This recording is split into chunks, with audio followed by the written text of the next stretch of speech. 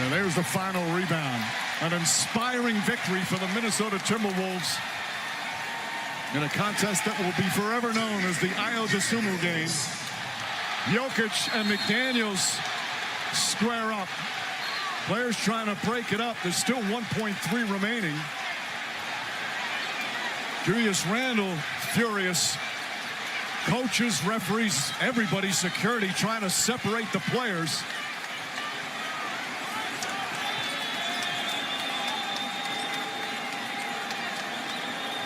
You hate to see this game end this way. These two teams, again, they've... Okay. Well, that was a little dust up from yesterday's action.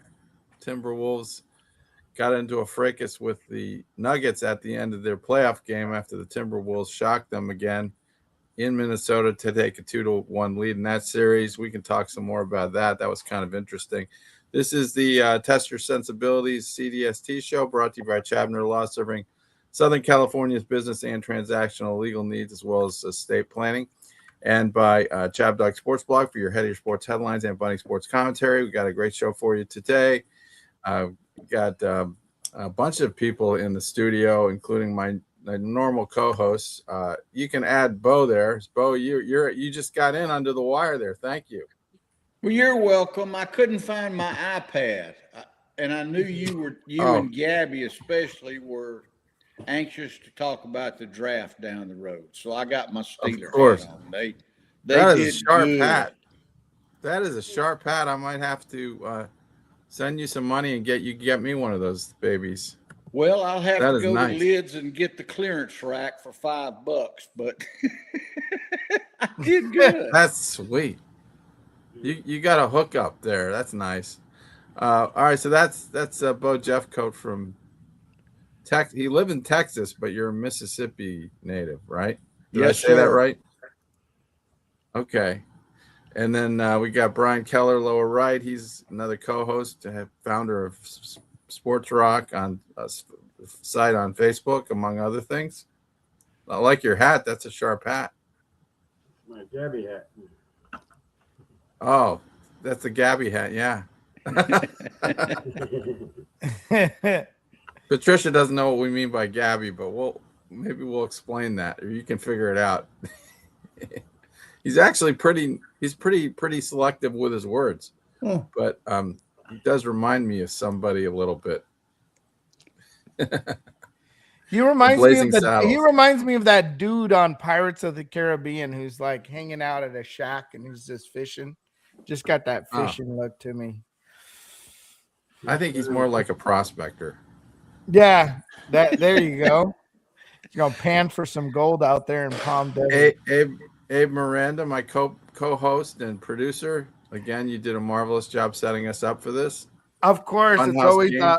it's the Funhouse Game Company touch that puts the little sparkle into the Sunday podcast here. But as always, I'm here amongst friends. We're always friends on this show, and what's always fun is that we're just a group of friends here every Sunday, just talking about sports and clips and whatever else comes across our minds. But it's basically a Sunday fun conversation with everybody. And not only that, but then, a huge shout out to all our fans, or at least the folks that are following us or commenting here in Facebook or YouTube or wherever you may be. We're also thinking about you. So you're also part of our family here every Sunday. And it's always exciting for me to spend time with you and all of you out there. Okay. Sorry, I don't have that clown video for Abe's company. You know what I'm talking about, Abe? I don't know, but I got a few videos out there for Funhouse Game Company, but we're maybe next week we'll show it. All right, let's do that. Patricia Greenberg's our guest, and thank you for being on, and adding the female component to this is always nice, since we're just otherwise a bunch of guys. So I appreciate that. And she's an accomplished, I don't even know where to start. I mean, you ran you ran 20 marathons. Are you still doing the marathons, or is that over? No, thank you so much for having me. It's such a delight. And it's, you get a little bit out of your head. I want to learn more about sports. I think I know everything about everything, and then all of a sudden there's something new to learn, right? Yes, I have a business called The Fitness Gourmet. I'm a nutritionist and wellness educator, and my background is mostly in nutrition and food science. And then I started to, on my own, just decided to up my game on my fitness. And not knowing anything about it, I started running marathons. I ran the LA Marathon in 1995 when I was 34, and it was a hailstorm. Could you imagine? It was like a science fiction movie, a hailstorm in LA, and everybody was dropping out. There was no water stations. I didn't know what I was doing, so I just kept running. And I said, I've got to do this in under 5 hours. Isn't it embarrassing to run a marathon, take longer than 5 hours to do a marathon? And I got in at 4 hours, 49 minutes, 4 hours, 59 minutes and 57 seconds. And I said, I'm never doing that again. And then my friend approached me, he goes, let's do the New York Marathon. I said, what are you kidding? I'm 34. I'm built like a cherub. I'll never get in. He goes, let's try. And we got in. And I embarked on a whole journey of my own personal gains and goals. And I ran 20 marathons, 110 half marathons. And really my crowning achievement and all that is I ran the original Pheidippides Trail in Athens, Greece, from the Battle of Marathon to the ancient Olympic Stadium. When I was 51, I might add. And I ran the Boston Marathon when I was 54. So I took everything I know and I started to look at what happens to you when you get older. Can people keep this pace up? Is it safe to run marathons after 50? Is it safe to do all these incredible athletic feats at an older age? And I got into the whole idea of eat well, live well, age well. Wrote a book in 2019. That was my 4th book. And now I host a show and I have a movement called It's Okay to Be Old. And it's all about everything you can do at an older age, what's safe, what isn't. And just embarked on that journey a few years ago, and it's become a full-time job. Well, so it's okay to be old. It is okay to be old. It's wonderful to be So old. if you're old and you're watching us, it's okay. The Patricia's here to lead us away on that. Make us all feel good. That's right. That's right, Bo. It's okay to be old. And for those of you, I mean, one of the things that I don't know if you heard me. I think that it what resonates with what you guys do is I sit back and I watch. I'm a big Dodgers fan. It's kind of the only sport I really follow. And the sheer talent and chutzpah that these kids have to go out there and do what they do in every sport and everyday life is, and the commitment is absolutely amazing to me. Yeah. They're performers, they're athletes, and they're doing something that is fun. You know, I would love to make my living playing a sport just for the fun of it. Gets all that adrenaline flowing, and that's why I love athletics, because it's just so intense. One of the things also that I like to share is that the commitment is only to yourself, right? Competition needs to go out the window at some point, because when when I'm at a game and you guys screamers, do you scream at the players and scream at the TV and all that stuff? I feel like these poor kids are getting screamed at and booed and you know, by millions and millions of people, and they just keep going out there. That resilience and that perseverance is astounding to me. Yeah. But I think like $400 million also kind of helps, you know, deal with that, you know, like, oh, well, you know, you're booing me, but you know, I you know, I get to live in a penthouse in New York or wherever, you know, I think that's just part of the thing. And I think some places are worse than others. I think LA for the most part is actually kind of mild. I feel like Seattle may be somewhat mild, but I think once you start heading out to the East Coast, you're talking about the Pirates, or you're talking about the Phillies, you're talking about the Braves, you're talking about the Mets, the Yankees, the Sox.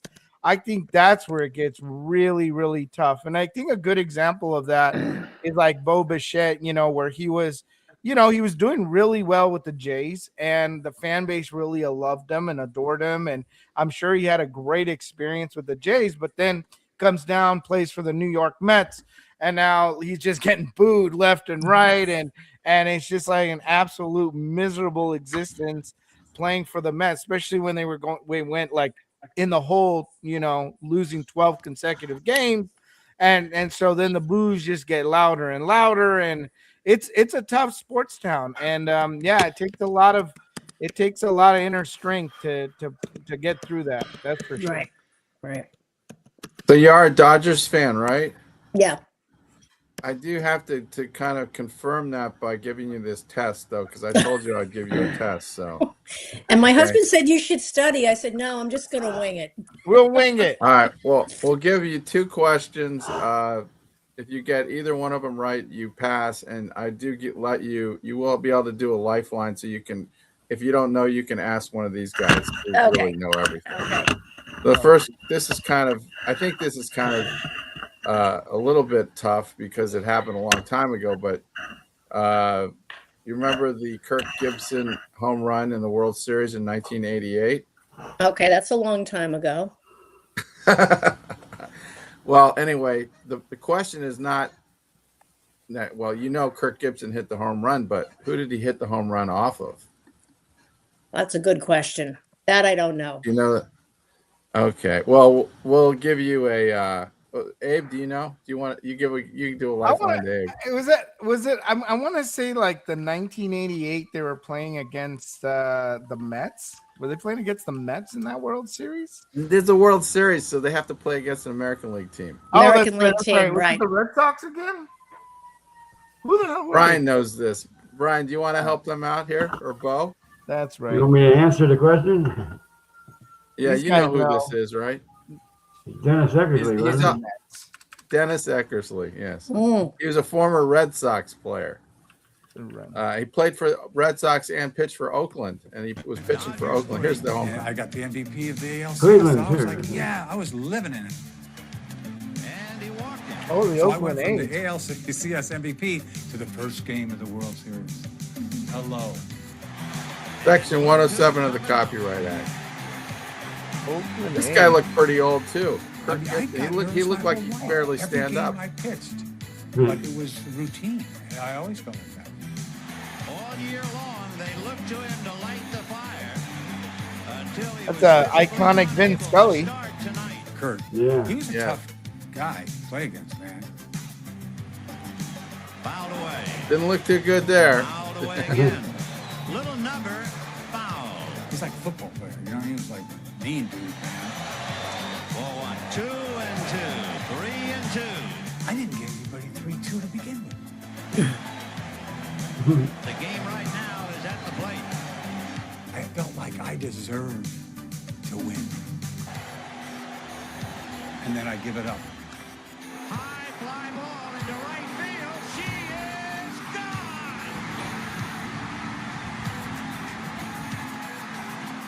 is gone. Here we are 30 years later, Yeah. and they talk.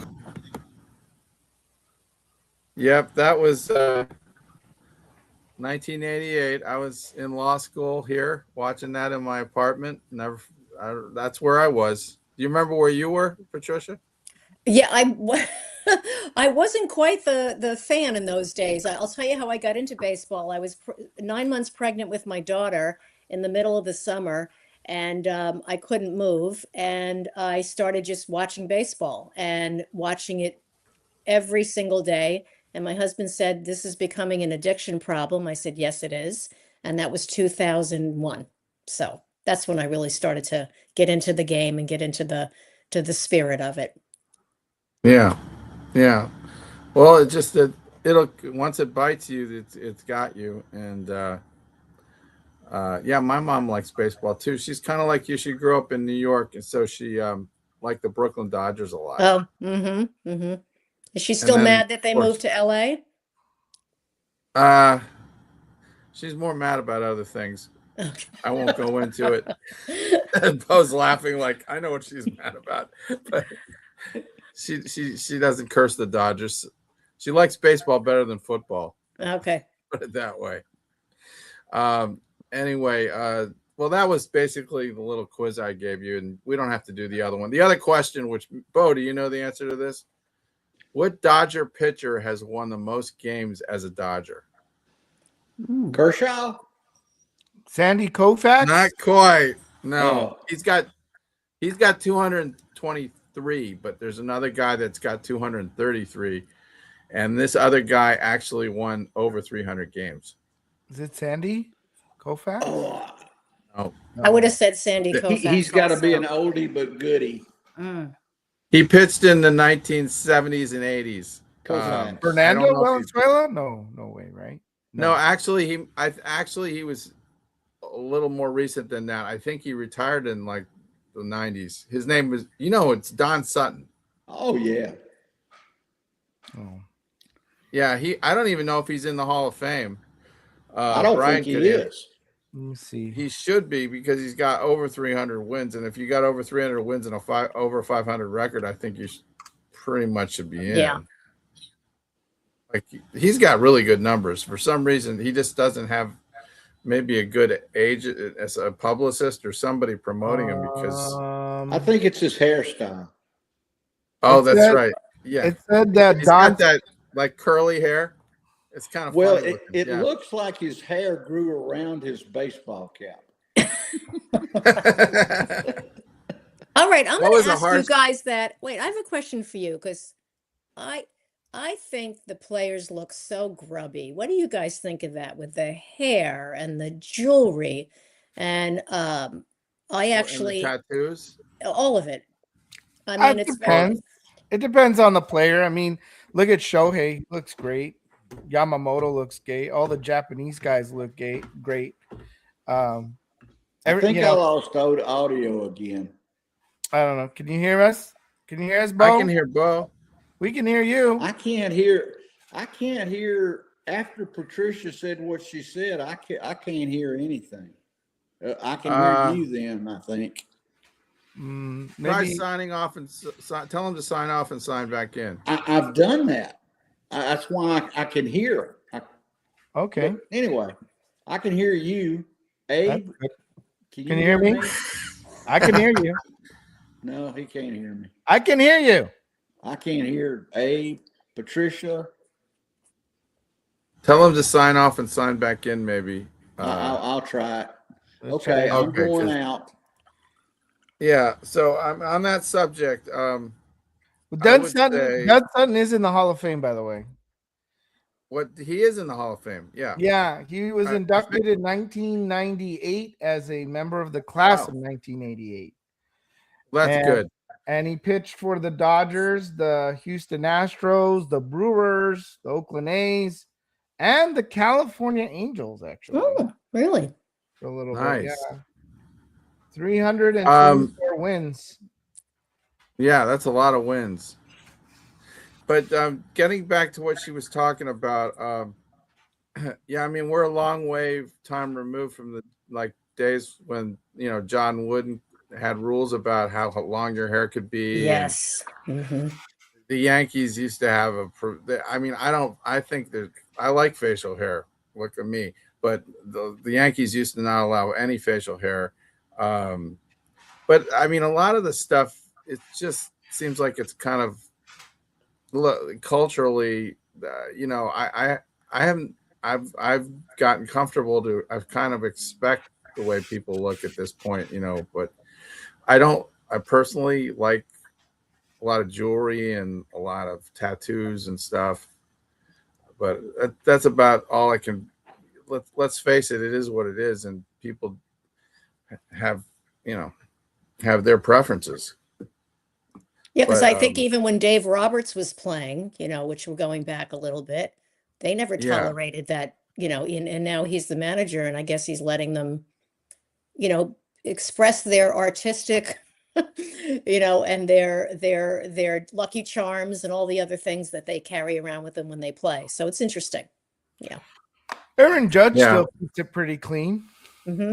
Bo Bichette. I think there's a lot of players. There's a mixed bag of, some players they're always out there with their chains. And I feel like I feel like that I wouldn't want to be weighted down with the chain if I was playing baseball. I would want to be, free to run to the bases, steal the bases, slide into the bases, not be weighted down by any chains or earrings or things like that. And, so for me, I'm, just like, I always feel like that's a distraction and it doesn't really help your game.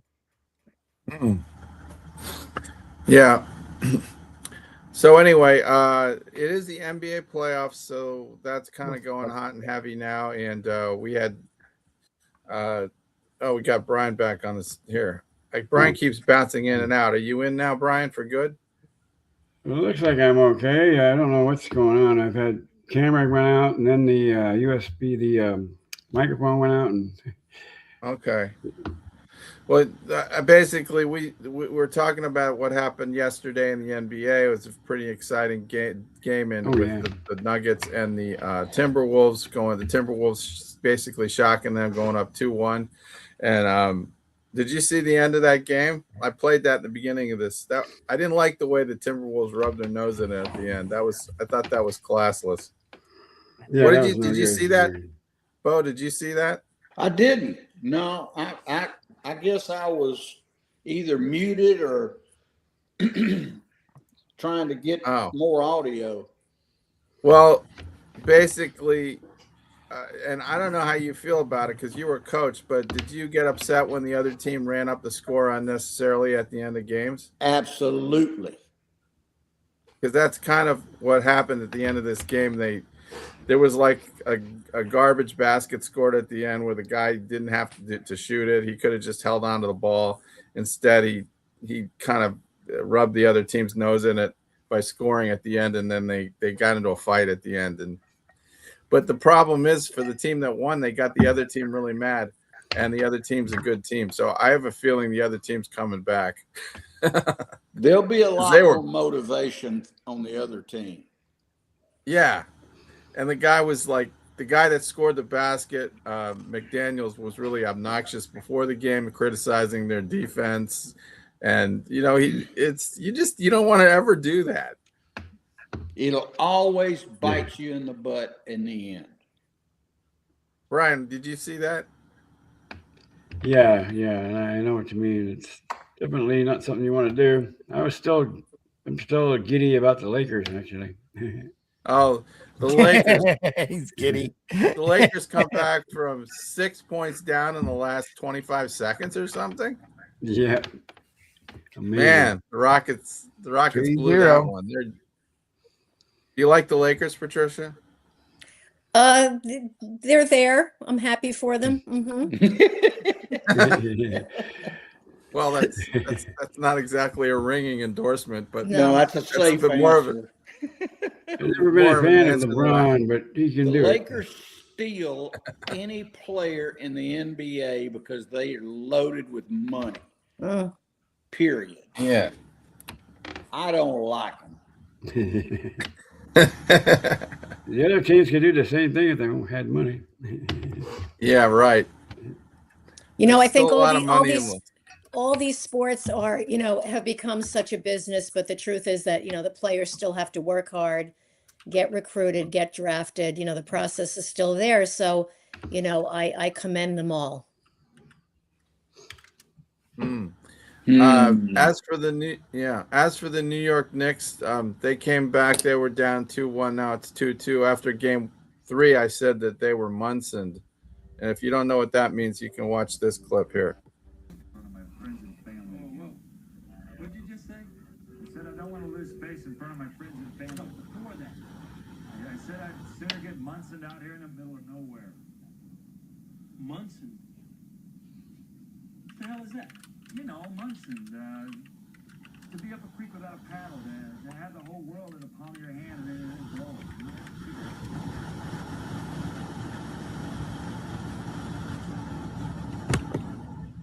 Yeah, that was from Kingpin. To get Brunsoned, left out in the middle of nowhere with no options. Jalen Brunson kind of screwed up in game 3, Brunsoned. So I kind of played off his name there. Yeah, clever. But I'm not a big Knicks fan. Sorry, Patricia. I'm a Celtics fan. Oh, okay. Sorry about that. You guys have a little bit of work to do to get through Atlanta. We just have to beat the Sixers. That's not so easy though, right? They got in the playoffs for a reason. Yeah, they're good enough to be there. Good. Right. The East, the NBA's Eastern Conference is just up for grabs, baby. Everybody's having a struggle. Mm-hmm. Even Detroit. Detroit's really actually struggling with Orlando. Orlando's tough. So it's very interesting. Same thing in hockey. Hockey is really competitive. I think one series is over. My Pittsburgh Penguins came back last night, won game 4, and so it's 3-1. But I think they're going to come back in that series. Watch that. One game at a freaking time, right? Mm-hmm. I don't know. Anybody else following the hockey? Oh. I just watch who's the best fighter. Oh, Yeah. Hockey fights are good to watch. Look at this. I like seeing my Duckies doing well. Again, I'm a Seattle Krakens guy, but my guys are out of the playoffs once again. So of course I have a love affair with their duck.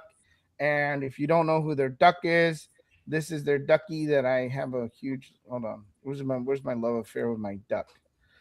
I have a duck that I'm in love with, and he is. Where's my ducky? There's my ducky. There's my ducky. Look at him. There's your ducky. I could just watch him bang the drum all day. Just my love affair with him. But of course, the Oilers are a tough team. I mean, but the Ducks came back. They've been fighting. I think there's a lot of Ducks. It's 2-1 Anaheim now? Yeah, it's 2-1 Anaheim. They have the lead. Yeah. They have a game today. This is going to be game number 4 today. This is in Anaheim. Of course, there's a lot of excitement in Anaheim because the Ducks haven't really seen playoff hockey in the Honda Center in a long time. So it's really exciting for them. And I think if they can somehow get through the Oilers in this playoff, it'd be almost like winning the Stanley Cup and the fact that they're going to a round 2. So getting all my hopes up here for the Ducks. Why don't you go to the game, Abe? Maybe. I don't know about tonight's game, but tickets are tough. There's a lot going out there. It'd be a great marketing thing for you. You could dress up as I don't know, like a Funhouse Games mascot spokesman person. You're trying to make me like the banana guy from the Banana Leagues, man. Maybe you get on the Jumbotron.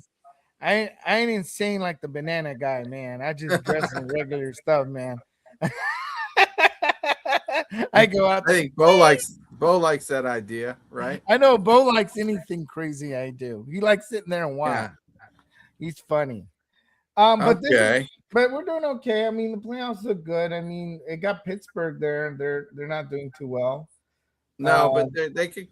And the Boston Bruins are still in it. It's 2-1 that series, but they got a home game. It's still, they have room to catch up.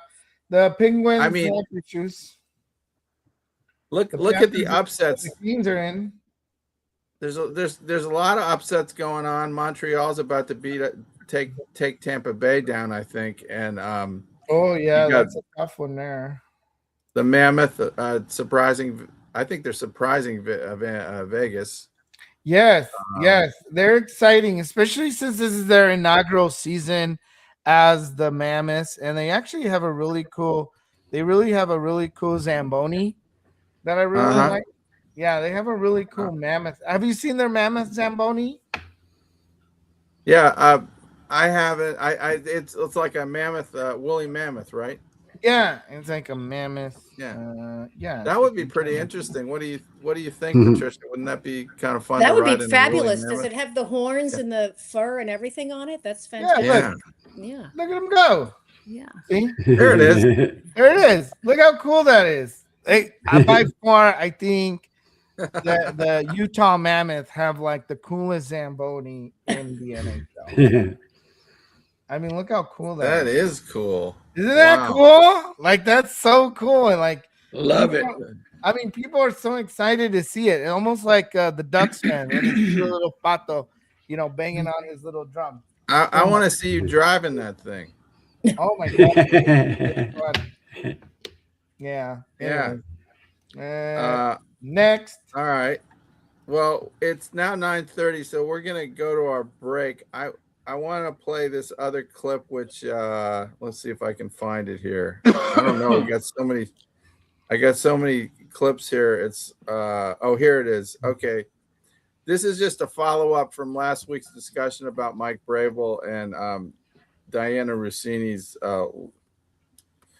goings on, and there was some speculation that maybe there was some that had some impact on the Patriots' ability to acquire some wide receivers at kind of fire sale prices. So why don't you watch this, and we can talk about this on the other side, and then get into a little more what Patricia does. Yeah. About a year after the New York City bar photos, Rossini reported for ESPN that the Atlanta Falcons had discussed several trade offers for Julio Jones, including an offer of a future first-round pick. That report, under a headline saying the Falcons had a first-round offer in hand, created a clear impression that Atlanta had strong interest from multiple teams that could command a premium price for Jones. Guess who ended up trading for Jones after that reporting? The Tennessee Titans, Mike Vrabel's team. The Titans acquired Julio Jones from the Falcons for a second-round pick and a fourth-round pick, which was significantly less than the first-round offer that Rossini's reporting had suggested was on the table. Now, if you've been watching this series since part 1, this should sound extremely familiar, because what I just described, a reporter publishing trade market reporting that creates a specific impression of a player's value, while that reporter has a personal relationship with the head coach of a team that is trying to acquire that same player, is the exact same pattern that we identified with A.J. Brown and the Patriots in part 1. In 2021, Rossini reported on the Julio Jones market while covering Vrabel's Titans for ESPN. The Titans ended up getting Jones, and they ended up getting him for way cheaper than what she reported, because other teams were probably spooked by the price. In 2026, Rossini reported on the A.J. Brown market while covering Vrabel's Patriots for The Athletic. The question of whether the Patriots end up getting A.J. Brown is still pending. June 1st is 5 weeks away, but it's 2 different players, 2 different teams, 2 different employers, 6 years apart, the same reporter, the same head coach, and the same pattern. As Florio put it, given the relationship between Vrabel and Rossini, it's not crazy or reckless to wonder whether her reporting was directly or indirectly connected to the effort to help the Titans get Julio Jones on the best possible terms. And if that's true of the Julio Jones reporting in 2021, it bolsters the suspicions about the A.J. Brown reporting in 2026. That is the question that ESPN is now going to have to answer, because the 2020 photos prove the relationship was active during Rossini's ESPN years. Her Julio Jones reporting came after the 2020 photos, and the trade that followed her reporting directly benefited the head coach she was photographed with at a Manhattan bar the year before. ESPN declined to comment when Florio asked. I'm going to be watching that silence very carefully over the next week, because The Athletic originally declined to comment, and we saw how that ended. So as we were working on this video, right when we thought the timeline was as bad as it could get, TMZ dropped a bomb today that fills in the last gap. Now, I want you to remember, TMZ originally passed on the original Sedona photo. Okay. And then they showed, I think, those pictures from the bar in 2020. But yeah, it's kind of an interesting theory that she puts out these reports that kind of spook the other teams that might be trying to get this guy into thinking he's way too expensive, and then they go away, and then the other her buddy comes in and they pick him up at not for less than they should. I don't know, kind of makes sense. I think it makes a lot of sense. And that's why I know that relationship, what I read, was the reason Vrabel got fired at Tennessee. And I couldn't understand why they let him go, because he was a great coach.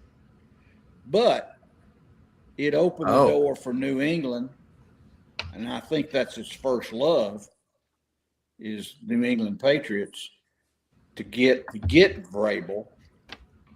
So, I think there's a lot more to that than what all is letting on. Mm-hmm. Well, let's see. Nothing may be illegal about any of it, but it No. certainly is unethical.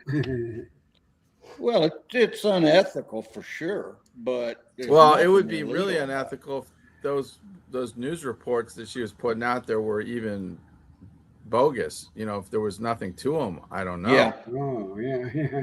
It doesn't make a lot of sense that all these other teams would be, putting up value, possibly for a guy that ends up getting traded for a lot less.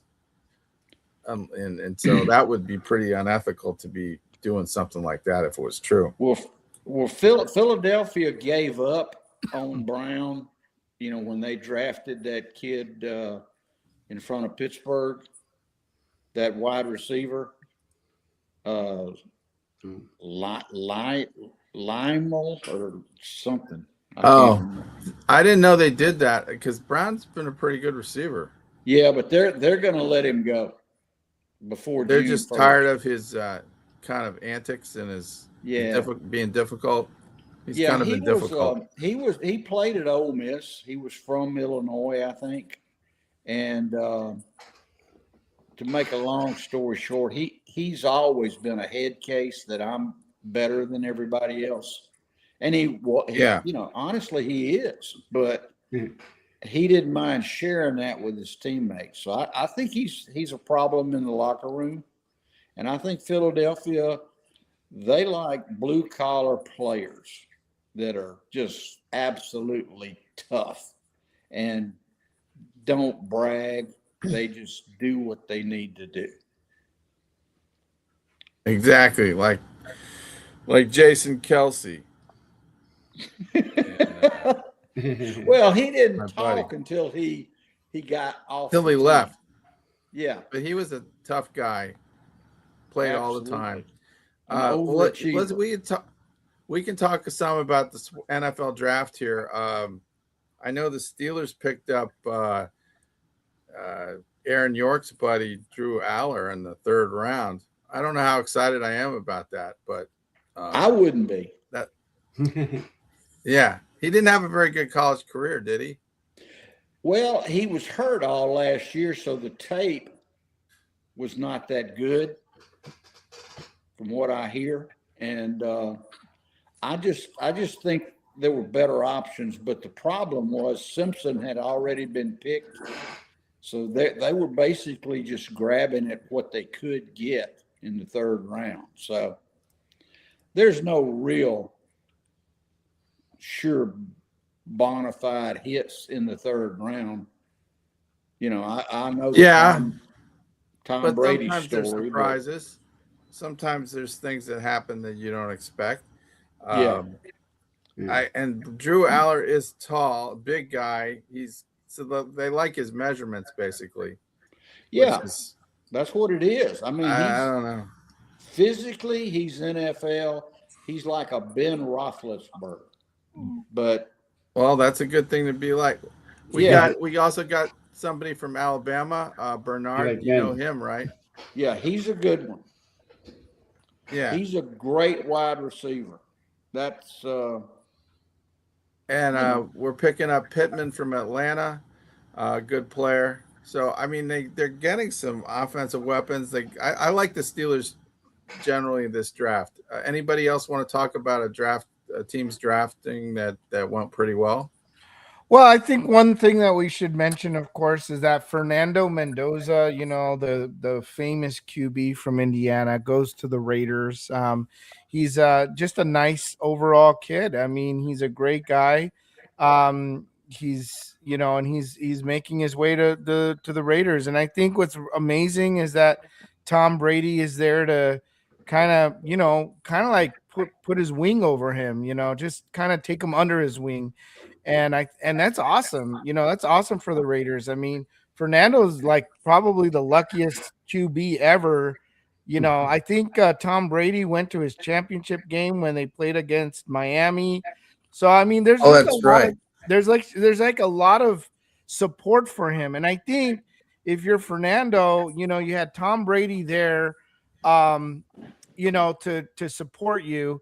You've got Tom Brady there to receive you. I mean, you just couldn't be in a better situation, and it's just like wow. And you know, he went into the Raiders headquarters. He didn't step on the logo. You know, he just has a lot of respect for the team, and it seems like he's very much excited to be there. And so I think this is one of the most exciting things I look forward to in the NFL season is to see how does Fernando do against you know, the NFL. And that's really the most exciting thing for me right now is to see this kid. And you know, he looks good. I kind of let me see if I have anything on Fernando really quick. I got a lot of my ducky there. But he's let me see what I have. Yeah, this is funny. So he said this. He said, "Hey, let's effing go." You know, he's all excited, and then I just said, "Look, Mom, I just said my first F word." So he kind of reminds me of this kid from the Polar Express. You know, like the goofy dweeby guy from the Polar Express, and it's kind of funny that he's the quarterback for the Raiders. Of all teams, he's going to the Raiders. So that he's like Raiders, you know, like a tweet. You know, I love it. So that's I don't know. the most exciting thing for me on this. They're still the Raiders, but They're they still did have I think they for did have a good draft though. Yeah, I think for you guys, at least the Steelers, of course, is your naval officer who's over there. He's crying about him. Yeah. Got to be all happy about him. This kid right here. I don't know how to say his last name without butchering it, but this is the kid. He's from Navy football. And the Navy, of course, letting him go to the pros and say, hey, when you're done with the pros, you can come in and do your naval service, which I mean, that's a big deal for Navy. You know, anytime I think your guy from your naval academy is going to play pro football and represent the Navy, I think that's a great move on the Navy to let him go ahead and play some pro ball there with the Pittsburgh Steelers. The Steelers got an A in their draft. Period. Oh, that's good. Yeah, they did unbelievably well. Yeah, how about the Patriots and the Jets? The Jets did were well. good. Yeah. Let me see here. Here's some grades. This is at least a first round grade. The Jets. There we go. Oh, the Cardinals got a C+.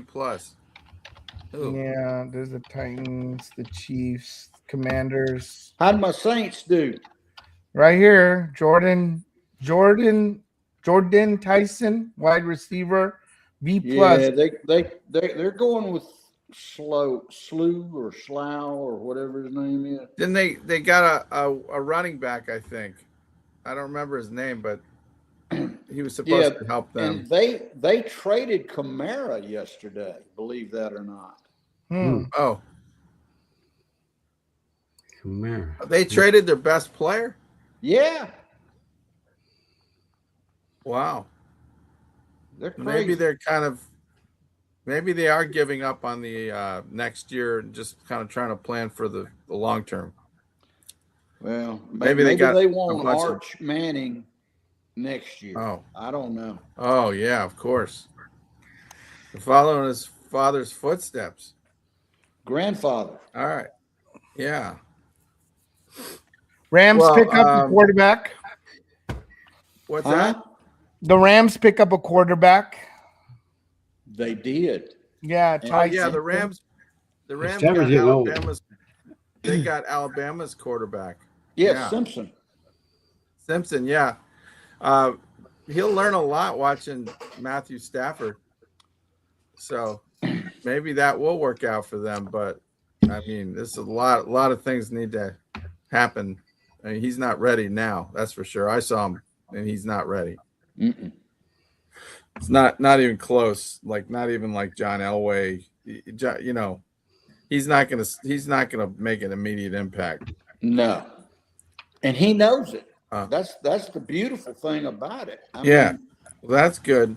They've told him it's Matthew Stafford's team, and you know, you're here to learn. And the kid is a good kid.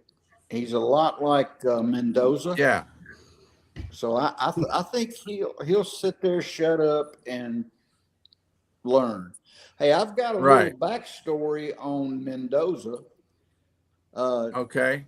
And I think I shot you a text about it, but make a long story short, my best friend in Mississippi, he called me and says, "Look for Tony." And I said, "Tony who?" And he said, "Tony Giordano." And I said, "Why?" And he said, he said, "My nephew." He said that the Mendoza family knew a guy in California that knew Tony, and Tony is now, he's a stockbroker here in Houston, and he's now representing Fernando Mendoza's money. So I was looking for him. I knew his dad, but I don't know Tony. So I was looking for somebody that looked like his dad, but I couldn't find him. So maybe he looks like his mama. Well, he's got a lot of money to manage, doesn't he? So maybe you should find out what they're doing and copy them. Well, so you can make all the same money with your money that they're making with their money. Well, I left all my money in Mississippi, so I did like a what song. I had to do. Yeah. I left my. All right. Well, on that note, we should go to some health-related stuff. I wanted Patricia to talk about the food pyramid. And have you seen the inverted food pyramid? Of course. Yes. You aware of that? Yeah. Abe, can you pull that up possibly? Yeah, let's see what the new food pyramid looks like. Let me see. It's a lot different than when we were kids. Yeah. Well, that's a good like a good point. Yeah. So it's literally been turned on its head. So when we were kids, we had the 4 food groups. When I first started studying nutrition in the 80s, we had our meat category, our dairy category, our grains, and our fats. And then everything else was miscellaneous. And over the years, we learned that we wanted to get a lot of the junk food out of our diet and eat whole foods from different categories to give us the wide variety of nutrient density that we need. So that's how the pyramid was formed. Like each day, how much meat do we need to eat? How much dairy do we need to eat? Fruits, vegetables, and grains. And now that's been flipped on its head because what we are finding is that people are eating a disproportionate amount of grains and not enough protein. So now that's been turned over. We need to eat more meat, more dairy, or more protein sources for that matter, and less grains, which translates into less carbohydrates. Let me give you Nutrition 101. Carbohydrates are carbohydrates, whether it's broccoli or a bag of potato chips, they all get metabolized down into sugar in your body, which is what you need for your brain function and your body function. But what we're finding, if we have too much sugar in our bodies, it results in weight gain, fatigue, and can be a precursor to diabetes. So now that's been turned on its head, that we all should be eating very high protein diets, more moderate in the fruits and vegetables, and certainly reducing the amount of grains and more fat than we thought we needed. So it's an interesting irony to see that after all these years.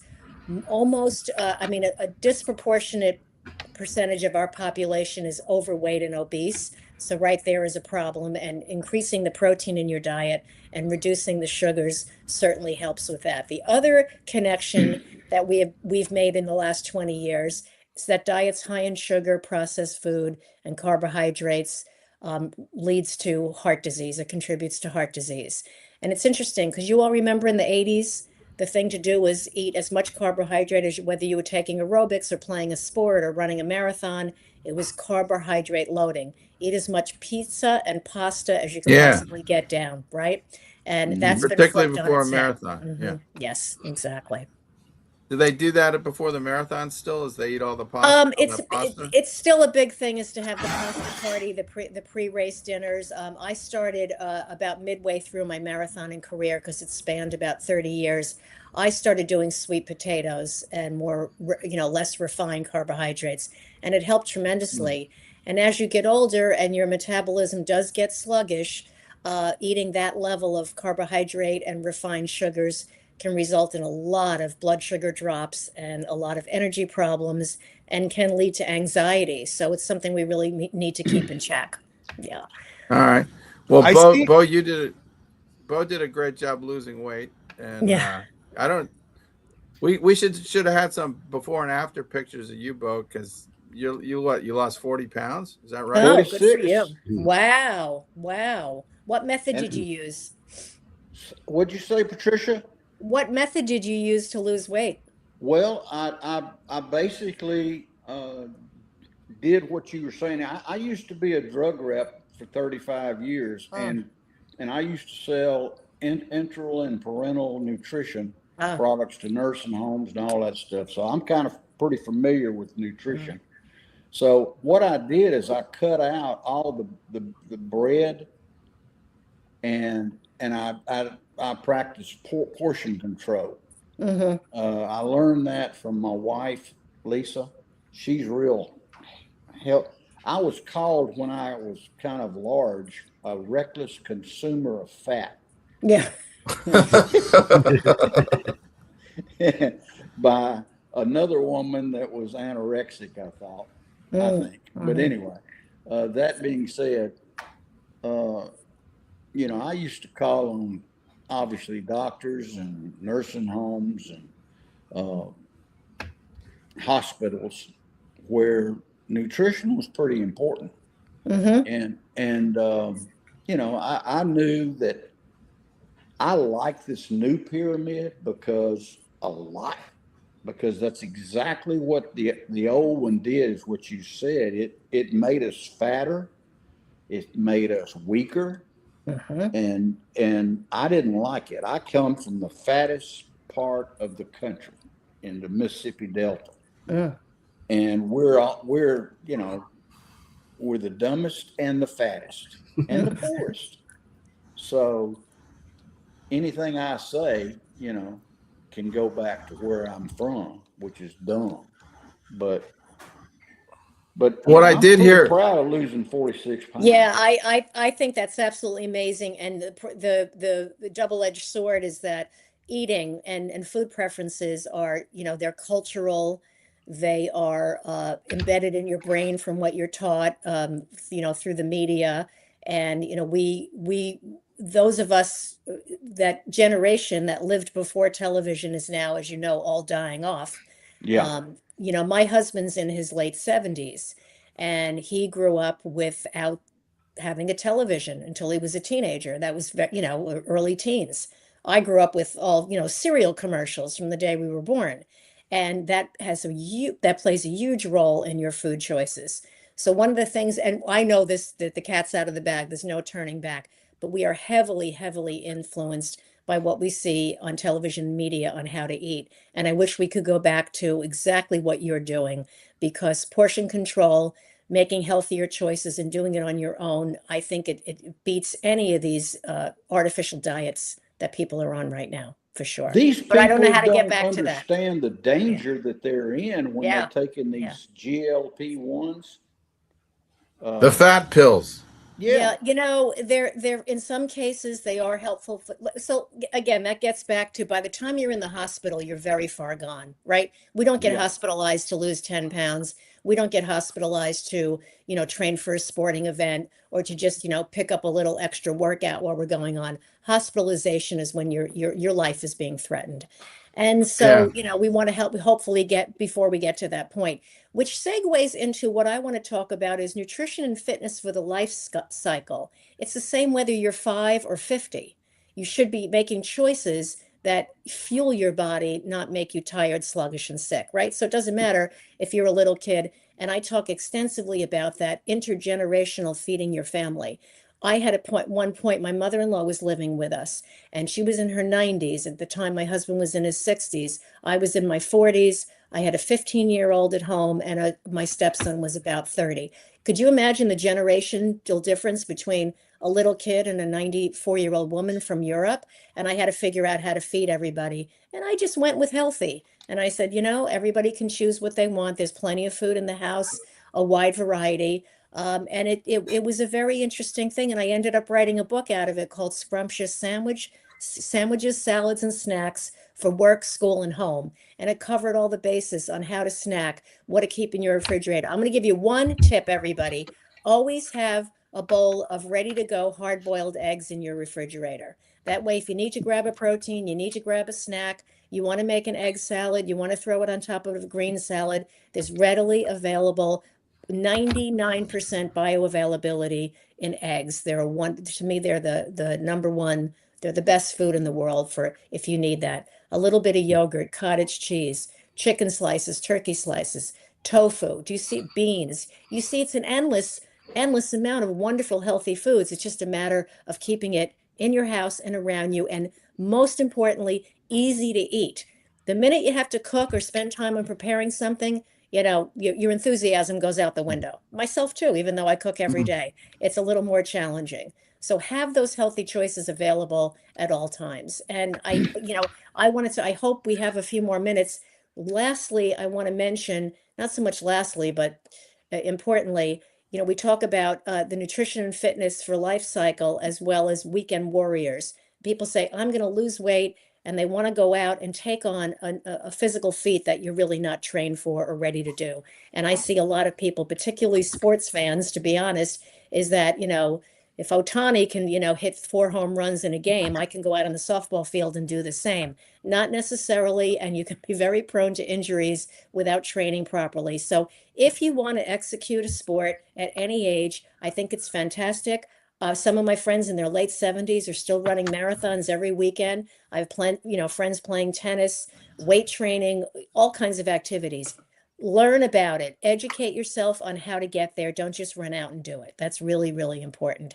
And you can start over again at any age, any weight, any level of infirmity. There's always something there that you could be eating better or taking on a little bit more of a fitness challenge. So do your best with a little bit. Don't worry about 10,000 steps a day and you have to weigh a certain amount. Just get out there and do a little something every day. That's really the important thing.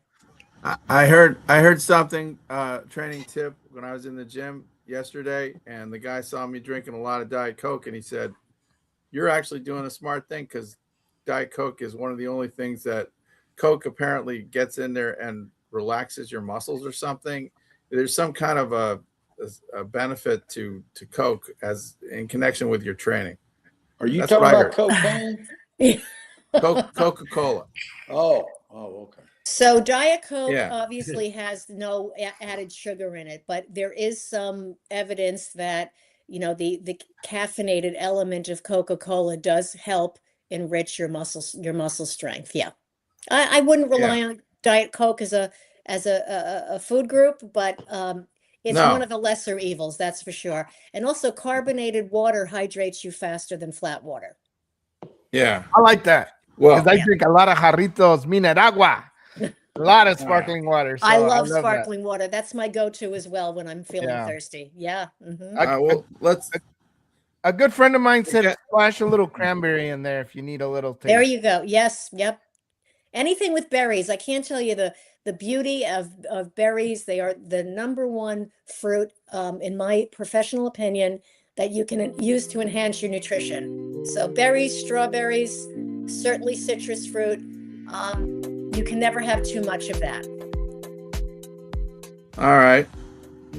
And maybe you want to play some, we're going to close with this clip. It's a very weird sport that I found called highlight. And it looks like it's kind of a combination of handball and racquetball. And I don't know what else. Field hockey. It's kind of got the instruments a little bit like a field hockey. It's got this basket that you catch the ball in, and then you got to throw it right-handed. You can't throw with your left hand. It's too dangerous because there's not enough room on the court for people to be doing it from both sides, I guess. But the ball goes really fast. I don't know if it's for old people, Bo, because the ball travels like really fast. It's very popular in You saw- Florida. Yeah. Yeah. Yeah. Yeah, I mean, I might like it though because I like catching things. Yeah, I play first base, so I like Okay. catching, and I play golf right-handed, so I could probably throw it right-handed, no problem. Yeah, so we're gonna close with that. We didn't really have time to play all the clips I had saved up, so we'll do that some other time. But it was really nice having you on, Patricia. Thank you. It's delightful to be here, and I learned a lot about Everybody's sports today.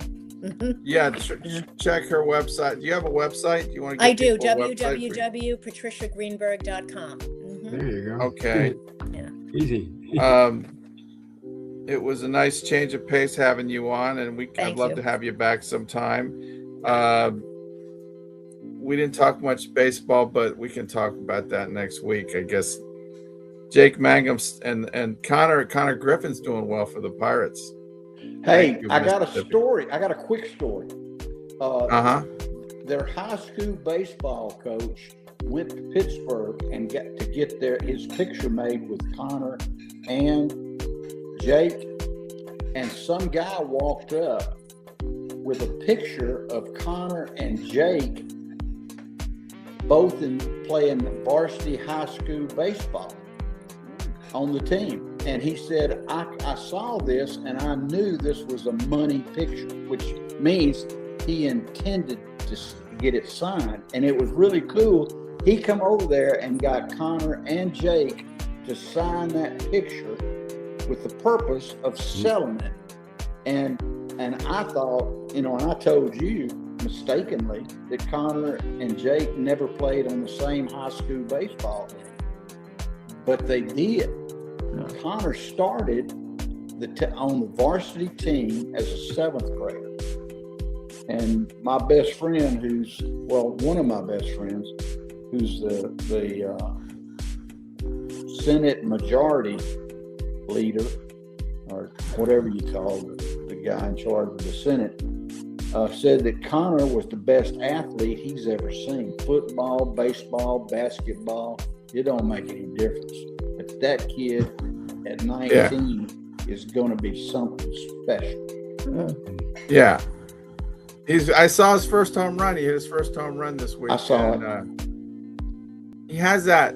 He does have a presence about him. It's a little like Ohtani's presence, and a little hard to describe, but he's got a lot of energy and a really good kind of, there's a forcefulness to his step, and he carries himself well.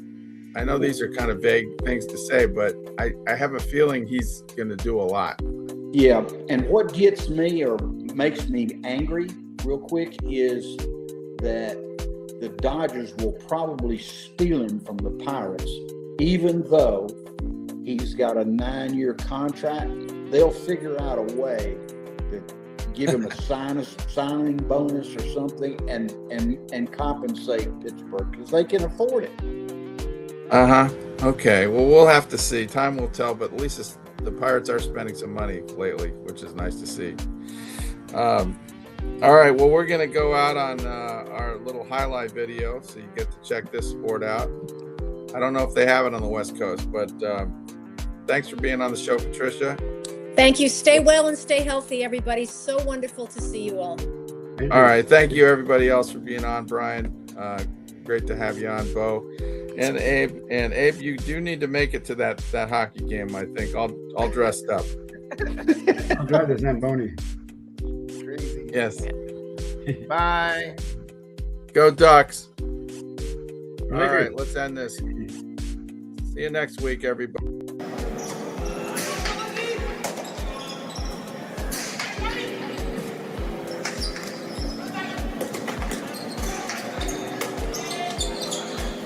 There's a court on the inside, and it's a winner, put it on.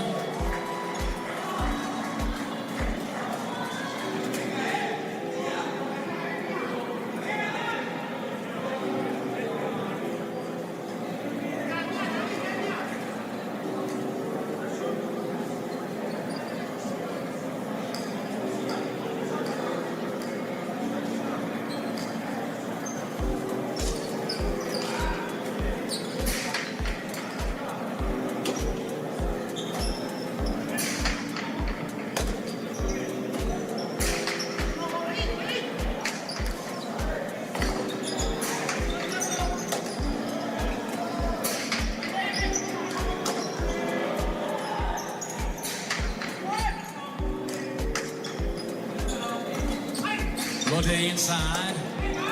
Great catch at the sidewall. E30 there.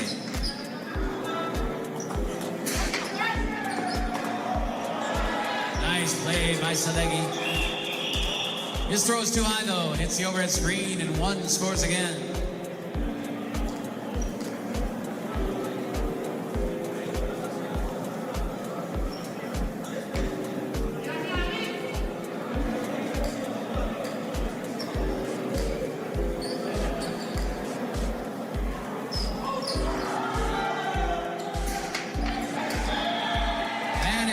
Serve. He'll get a second. No loss of point there. Still 4-1 the score, and the one team will serve their second one.